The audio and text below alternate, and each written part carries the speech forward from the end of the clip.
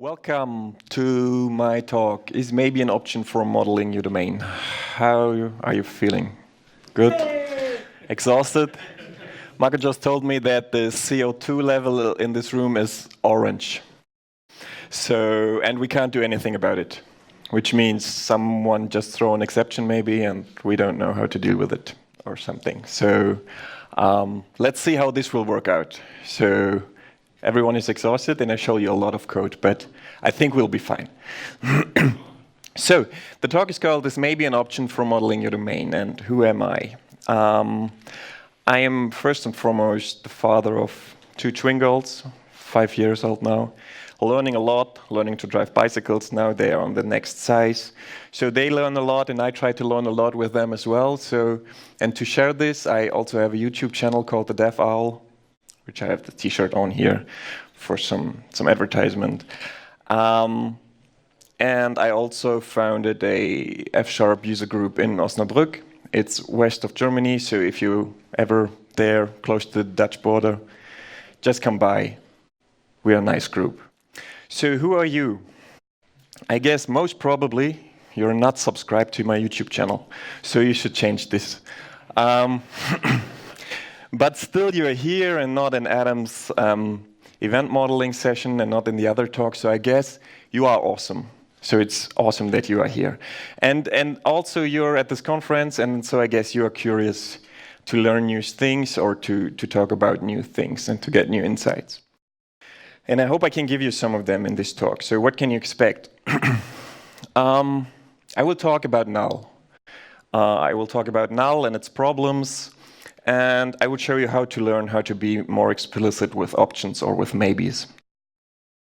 But I will also show you the problems that we have with options when we are doing actual domain modeling.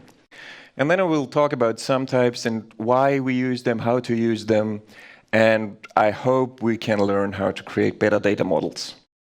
And it's a disclaimer, so it's the most codey talk I've ever given. So it's a lot of F# code. So who has seen F#? Seen. All of you have been in Scott's talk, right? Awesome. So who have seen or other ML kind of languages? Elm, Haskell, OCaml, ReasonML, all this. And who used it in production? Not too many. 3 total. Okay, nice. So it is a lot of code, but I've tried to make it as accessible as possible. We start with C# and showing all the bad stuff, of course, and then we're moving to F#. But I'm not going to be too F# idiomatic, so that it's nicer to understand at some points. But I think it will be. I hope it will be all right. So for me, the hardest part when actually preparing a talk, and also when watching a talk, is to get to the point of the presenter, or to get to the point of the talk, and to help you. This is the point of the talk, in this talk, all right? And I just give it you up front. It's prefer explicitness over implicitness. That's what the whole talk is about. I chose a domain for all this stuff, to have some kind of a framework to talk about, and what would be more natural than to use scuba diving courses. So let's start with Null and its uses. All right, so here we have C# code. We have an enum over there, which has S, M, and L for wetsuit size. So the wetsuit the scuba divers put on. And we have some pretty standard class called a trainer, which has some public properties, which getters and setters. It's not the best thing, I know, how to do it like this, but it's just for examples.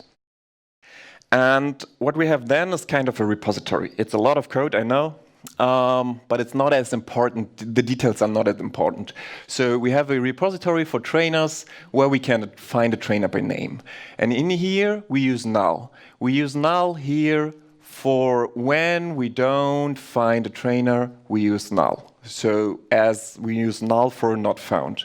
We also use Null for something like late initialization. So we say, okay, we have a new trainer, and then during the course of this method, we are actually filling the values. So they might be there or not. So they are all initialized with Null when we say new trainer, and then later on they are filled. We also use null here for optional values. So if we find a value in the database, we're going to set it. And we also use null for error handling. So we log our message, like a lot of people do. And also I did this a lot of times. And then we return null just to show something went wrong. And what we also have is something like partiality, so partial functions. So in this case here, I go back one slide, we see here that we are actually parsing from the database the wetsuit size. And when we're doing this, we actually say, okay, in case it's a character of S, we return the S case of the enum, and so on and so on. But in all other cases, we just return null. So it's a partial function. We just say, okay, we just deal with S, M, and L, and the rest returns null. So what are the uses of null just in these two examples? We use null for late initialization. We use it for partial functions. We use it for values not found. We use it for optional values, and we use it for error management. That's a lot of stuff just for this four letters, right? For null. So and the umbrella for all of this is like we're dealing with uncertainty. But the thing is that none of those is made explicit, that we are uncertain in those areas, which is sort of the point of this talk, right? So, and when we're dealing with this uncertainty, and we have just a random view function here, view trainer that gets the trainers. So we find it, we use this repository, we find it by name, and then we print out the values. We need to actually check for null. So the trainer could be null. The trainer age we saw could be null. And the wetsuit size could be null for different reasons. But why can't the name be null? We don't know. The definition is completely the same. We just know it might be null. So do we need to check it or not? We don't know. So null has a lot of problems. The first, so in languages like C# and Java, null is a member of any type. So which means that any value can be missing at any time. And this is never explicitly stated. And the colors come really strange in here. Yeah. Well, but this is never explicitly stated, right? And this means that in the end, null is viral. We need to check everything. Everything could be null. And if one value could be null, and the return value, because this could be null, can also be null, we need also to check null, and so on and so forth. So, and in the end, because everything needs to be checked, mostly nothing is checked at all, because we're lazy.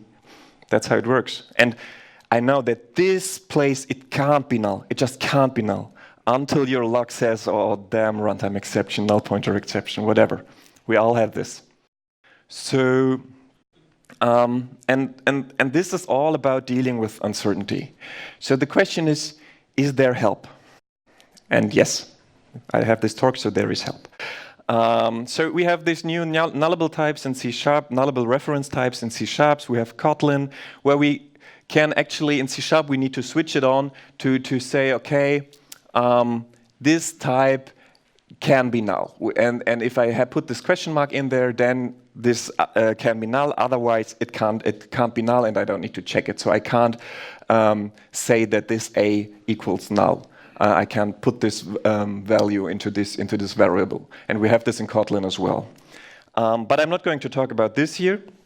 There's also the possibility of an option type or of a maybe type. If you have been to Scott's talk, he showed you this. So this is what the talk, or part of the talk, is about.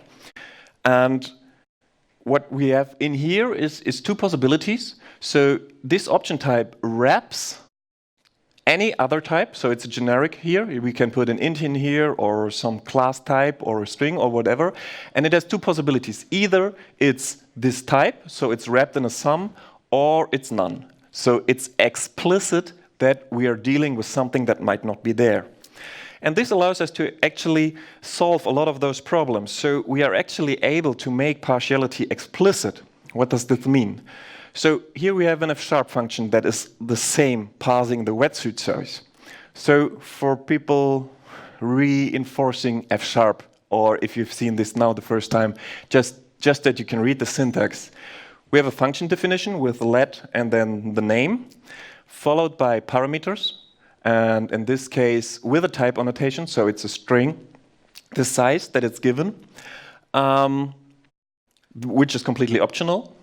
And then we have the return type. In this case, it's an option of a wetsuit size.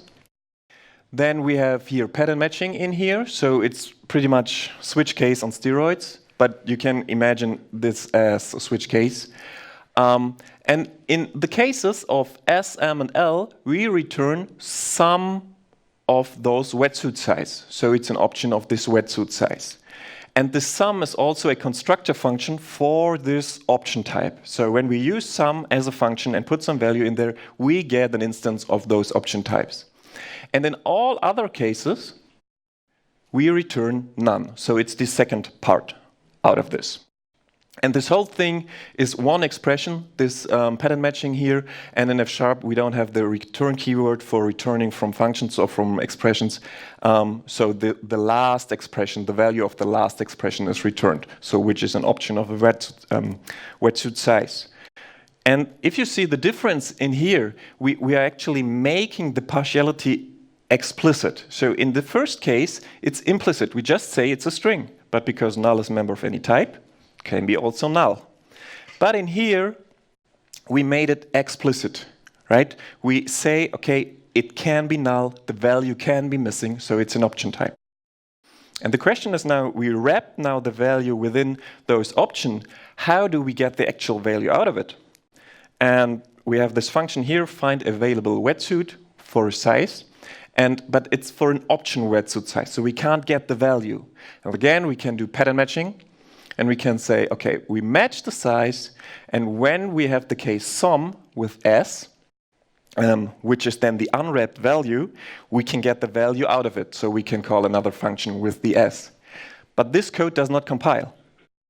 This code does not work because we didn't take all the cases into account. We didn't thought of what happens when we don't get a wetsuit size in there. So we need to include this in the pattern matching. And this is, for example, a good time to ask your business, what should happen? I try to find an available wetsuit, but I don't get a size in it. What should happen there? Maybe the trainer didn't have one. What should we do then? Get some random wetsuit out of this? I don't know. We just need to talk about this. And this is really nice. So again, we have the first case is the sum, and the second case is this none within this option type. So we had values not found implicitly returning null. So we had this here, and in the case we are returning null when the reader does not have any rows, when we do not get anything out of the database. And when we use this F# stuff here, the syntax is not so important. It's pretty similar. We have the same if reader has rows, then. And in the case that we have something, we return the sum of a trainer, right? So we said, okay, we have a trainer. And when we don't have anything, we return none. So we make explicit that we are actually dealing with some value that might be missing. Let's go further here. So this is an F# record. We have seen the class in C#, it's pretty much the same. It's just the data structure with no behavior in it. And we have an ID, we have a name, and we have an age. And we have, again, this wetsuit size. And the thing with those records is that you can't have this late initialization. So we can't create it, and all the values are none. It's just not possible. So if we don't have a wetsuit size, what are we doing? How can we actually work with this? Again, use the option, make it explicit that it's not possible, and we can use the none. And when we actually try to access this field in the trainer, we return the option of a wetsuit size, and we have to deal with it. This is really nice. So we have also not only not found made explicit, but also optional values. But now we also want to deal with actual errors. So we have this here, and we return null when we get an exception. So in this case, we have the same. We have a try and a with, and we say exception, we get a none. This is this case. But now we are not explicit anymore, because suddenly we have two cases of none, right? We have none when the value was not found, and we have none in an exception case, so when we have an actual error. So we don't really, we don't know what is actually what has actually happened in this function. So what we can do now, fortunately, those languages have another type in there. It's called result. And this result type is similar to option, but it has two generics in there. It has one for the OK type and one for the error type. So it's similar to sum, similar to OK, but the error type has also some value in there. So what we can do now is, in case of everything went right, we say, OK, we got some trainer. But if everything went right, but we didn't find something, then everything went right, but we don't have a value in there. So, and if something went wrong, we have this error case. And again, we made it explicit that the value, so we made the differentiation explicit between a value not found and an error. So in the OK case, in this file case, is an option of a trainer. Okay, enough of this. So the good thing with options is that we make it explicit when we deal with values that might not be there. And it's an easy way to make certain types of functions total. And the really nice thing for us as developers is that it does not compile when we are actually missing a case. But this talk is called "Is maybe an option for modeling your domain?" So because this was all not really domain modeling, right? And this was more technical infrastructure stuff. And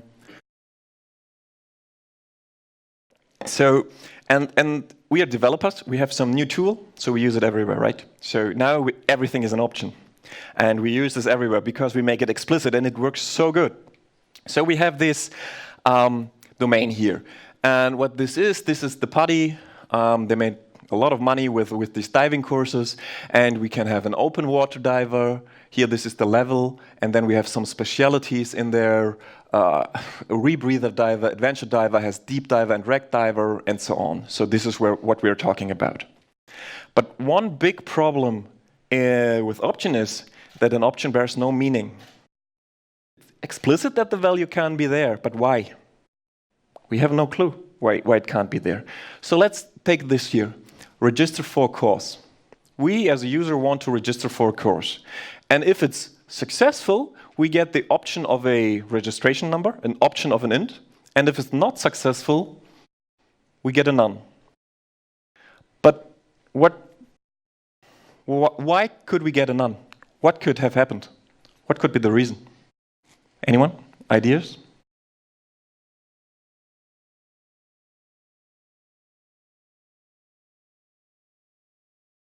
For example, course is full. Anything else? Yeah, for example. So for the last case, would a result help? Maybe, we could use this. But for the course is full, or for some specifics are not fulfilled, doesn't really help, right? So we have no clue what none means. So we have an implicit domain semantics, and our domain errors are not made explicit. And another problem with options is that we have multiple options. You also seen this in Scott's talk, and these can result in illegal states within those things. So imagine we have a course registration workflow for our site. I want to book a course for my school. And on the first side, I have to pick the level that I want to make a course in. On the second side, I pick the specialty. And on the last side, I pick the actual course. And because this is a wizard or a workflow, all the values can be missing. And what have we learned? If a value is missing, we use... That's right. So, of course, so we use option. And everything is fine. We have modeled our domain perfectly, right? So we can have like the level is some adventure diver, and the specialty is deep diver. And we didn't have a course yet because we're not on the last side yet. Awesome, everything works, except when it doesn't. How can we have actually a specialty when we don't have a level? It's not possible. It shouldn't be possible. This should never happen. This can't happen. Oh, we just put some validation in there. We just put some validation in the front end. The backend should be fine. We all said this, right? This should never happen. It's my favorite thing, or this can't happen at all. But there's also another thing maybe. So we have this one, it's similar to the upper one. But here we have some level of an adventure diver, and the specialty is an ice diver. Is this possible? Have you remembered this thing? No, you don't need to. So we have an adventure diver, which can be actually a deep diver or a wreck diver. And the ice diver is in the advanced open water diver. So this should not be possible again. But we can just put some validation on there, right? Or tests, just put some test on it.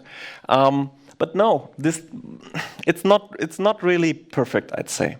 So again, we have those implicit constraints.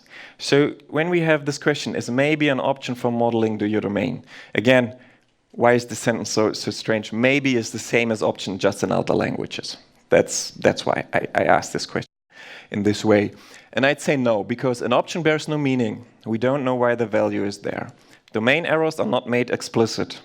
And multiple options in combination might have a hidden semantics. So this does not, it might lead us into a lot of problems.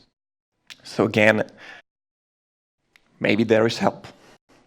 Is there help? Can we introduce another type? No. Yes, maybe. We can introduce another class of types, which are algebraic data types. And algebraic data types are types that are composite types, so they consists of different types. You put together other types into an algebraic data type, and we have sum types and we have product types. So, and we are going to talk about sum types. So what is a sum type? This is a sum type. Why? So we have this option and we have this result in here. And of course, because F# is such a nice and succinct language, it's really nice to translate this pseudo syntax that I accidentally put it in this way, of course, into actual F# code. So this is the definition within F# of an option and of a result. So this is not magic. These are not special types within F#. These are actual defined types within the system. And it's very, very cheap and easy to create new kinds of those types. And we can create instances of those types, as we have seen with those constructor functions here, and we can use those. So when I said, okay, we only talk about sum types. And there are also product types. Why I am not talking about product types?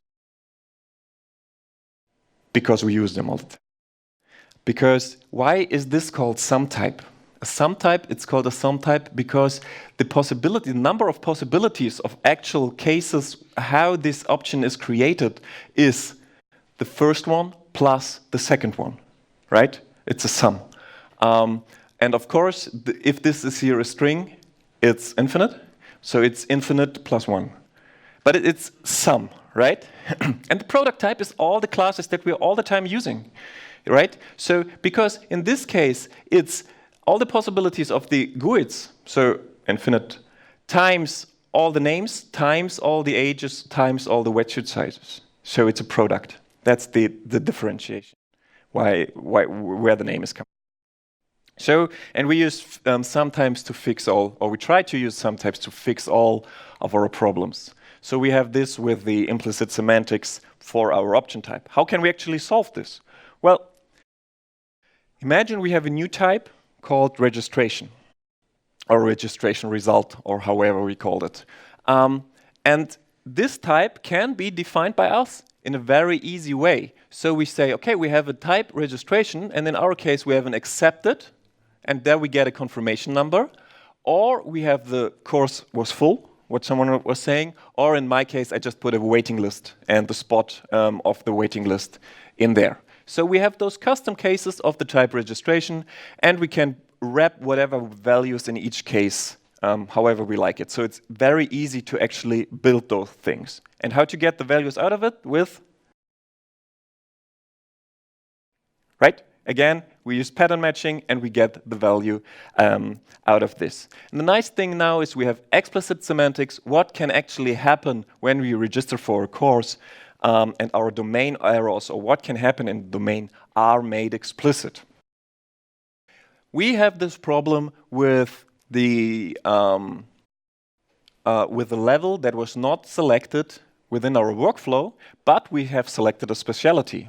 How can we actually fix this? Well, again, we use a sum type, which is called, in our case, course registration workflow. And we have three possible cases in this case, right? So we have the choose PADI level for the first one. We have the choose specialty that needs a PADI level for instantiation. And we have a choose course that needs a PADI level and a specialty to actually be able to instantiate it. And in this case, you see how you can actually wrap more than one value. It's with this syntax. And then we have here the PADI level and the specialty. The PADI level is open water diver, adventure diver, advanced open water diver, and we have all this stuff down here. And the nice thing with this is now, the step one, we can just use the choose PADI level. In the second case, we use the choose specialty, but in order to be able to actually compile, we need to give it a PADI level in there, so the adventure diver. And in the second one, for the course, we need actually two values. So again, down here, we have those implicit constraints with multiple options, but it's not really made explicit. So again, we need tests. Again, we need validation. Again, we need another way of actually saying that this is not possible. We don't need this anymore when we actually use those sum types in here. It's really nice how to actually do this. Are we done with this case? You're smart. No, but we had the second problem with this example, right? We had this problem here that we had in the last one, we had the choose course and the adventure diver and the deep diver. But let's remember this little guy here down here. We can also say choose course with an adventure diver and an ice diver. And this is not possible because the adventure diver level only has deep diver and rec diver, not an ice diver. So we're not done yet. We haven't done modeling our stuff. So what can we actually do to solve this thing again? Well, at the moment, it's just repeating myself, doing this again and again, trying to make it as explicit as possible. So we have here our implicit constraints again,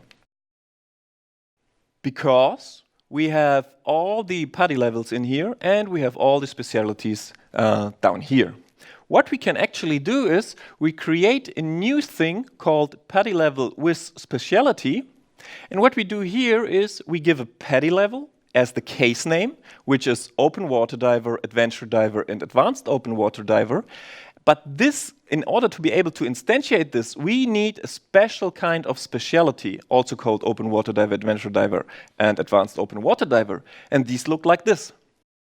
So these are two new types, and we can only put an adventure diver into the case adventure diver. It's not possible otherwise. So then we can change our course registration workflow into, again, the first two are the same, choose PADI level and choose specialty, where we put the PADI level in. But for the last one, we really need a PADI level with a specialty. We really need to do this. And it's really cheap. In other languages, you needed to put a lot of classes, a lot of files, a lot of abstract classes, class inheritance in there to have something similar. So this is really cheap. So now, if we try to create this, it's not a tuple in here anymore. There is no comma anymore because it's a new thing here, an adventure diver that needs an actual argument. And I'm using the ice diver because the ice diver belongs to the advanced open water diver. And we try to get an adventure diver. It's not compiling. It's just not working. So again, for this, we don't need unit tests anymore. We are actually modeling our stuff so that we're actually making illegal states unrepresentable. It's not possible anymore to actually build this stuff without making it compile, which is really nice. So now, if we change this to adventure diver and rec diver, because the adventure diver needs an adventure diver specialty, it works fine and everything is good. And again, we have those explicit constraints. Just breathe. It was a lot, right? It was a lot of pumping information into your heads. So just relax a bit, shake your hands maybe a bit. because we're doing an exercise. Who said you don't have to do too much. Just asking yourself. So you've been to Scott's talk, where he was also talking about make illegal states unrepresentable, maybe. You have been to the first 2/3 of my talk. Now let's make use of this. So let's say we actually build a website, a user interface in which we are trying to show all the available courses that a customer can choose from, right? And this is how we are actually modeling our available courses.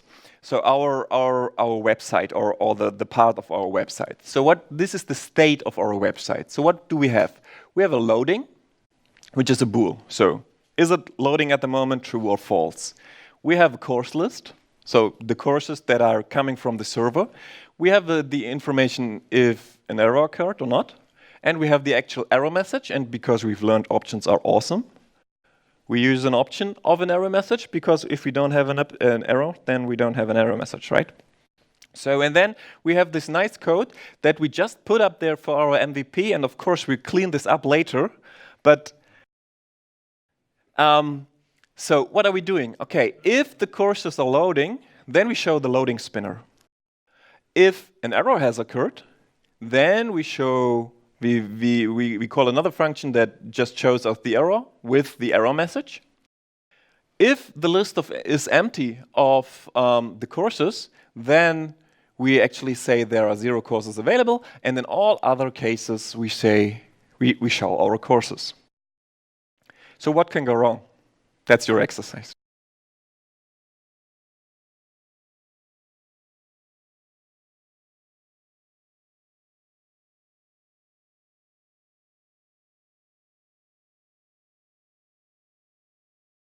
True. So he said the error could be true, error occurred true, and the error message is none. What could also happen?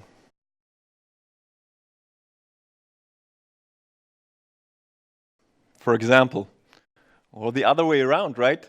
There is error occurred as false, but we have an error message. Anything else? It's loading, but we already have a course list. So a lot of things can go wrong, but this should never happen because we know our stuff. So what do we have? We say, for example, loading is true, but we also already have courses. It's strange, shouldn't happen, right? What someone once said here, or what I said, I don't know. The error occurred as false, but we have an error message. Or nobody said, but the loading is false, and we don't have any courses. What does this mean? There are a lot of possibilities what this actually means, that the loading is false and we have no courses. And what this can actually mean is one of the biggest user interface antipatterns I know, and I hate this. We have this case here. Loading is false and our courses are empty. So maybe you know this. You go to a website and you say 0 tweets, 0 courses, 0 something is available. And then you want to click on something, and a millisecond later, it's like this. And maybe there is a link down there. And you go, and it's like this. So what does it mean in this case? Loading is false because I didn't start the request to the server. And I started, because it's an empty thing, I started with an empty list. So, and because we've seen this one here, if courses is loading, we have maybe the loading spinner, and no, it's not loading, so we don't show the loading spinner, but the courses list is empty, then we show there are 0 courses available. And then a millisecond later, maybe we see a spinner or not, and then the result is there, and then we get this. And I'm pretty convinced that Twitter does this intentionally, so that every time I search something, and the millisecond I click, it changes, and I click on some advertisement or on some hashtag something. It's always like this, as if they have like motion sensors. But I hate this. And I think this is pretty easily solvable with SemTypes, this problem. So what we can actually do is we have this thing here. And as we have seen, we have multiple states in there. multiple possible states in there. So let's make them explicit. Let's really make those explicit. So make it like this. We have an available courses. We have a case of not asked. This is the first case. I have not started the request yet. So we have a not asked case. Then we have the loading case. If I have loading, if I'm in the loading state, I don't really need courses because it makes no sense.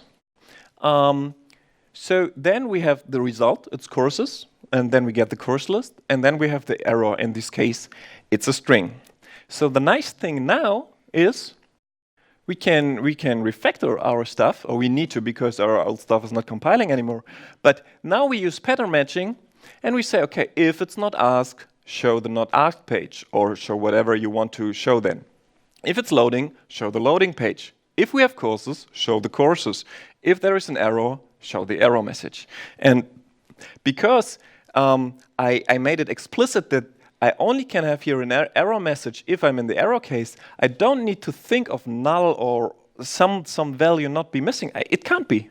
It just can't be. And this is really nice.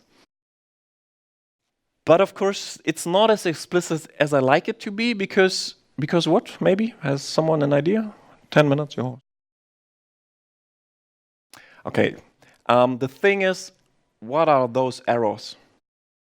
So again, I think it's also very important to make your errors explicit.